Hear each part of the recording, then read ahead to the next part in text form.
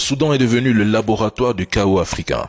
Deux pouvoirs armés qui s'affrontent, des puissances étrangères qui nourrissent les deux camps, et au centre, un peuple pris en otage. Depuis 3 ans, je le dis ici, ce qui se passe au Soudan n'est pas une guerre ou un conflit, c'est un prototype. Je répète, c'est un prototype. C'est un modèle de guerre qu'ils vont reproduire ailleurs sur le continent africain avec la même logique. La guerre pour les ressources, pour l'influence, pour le contrôle des routes stratégiques. Et même ça a déjà commencé. L'or, le pétrole, l'uranium, le lithium, le bétail, les trafics, les ports. Voilà les nouvelles frontières du pouvoir en Afrique. Là où vous voyez des réfugiés, des famines, des massacres, des morts au Soudan, moi je vois un virus géopolitique, une guerre test, un modèle exportable prêt à se répandre.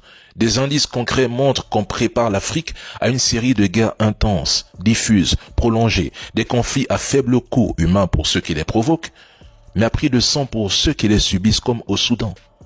Ce ne sont plus des guerres classiques avec des lignes de front. Ce sont des guerres fragmentées, hybrides, économiques, psychologiques et géopolitiques. Le Tchad est déjà contaminé.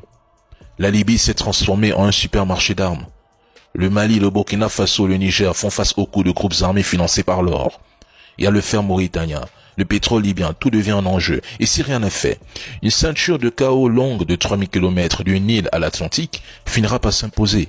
Il n'y aura plus d'État, plus de frontières, seulement des seigneurs de guerre, des famines et des génocides qui ne diront pas leur nom. Ça a déjà commencé.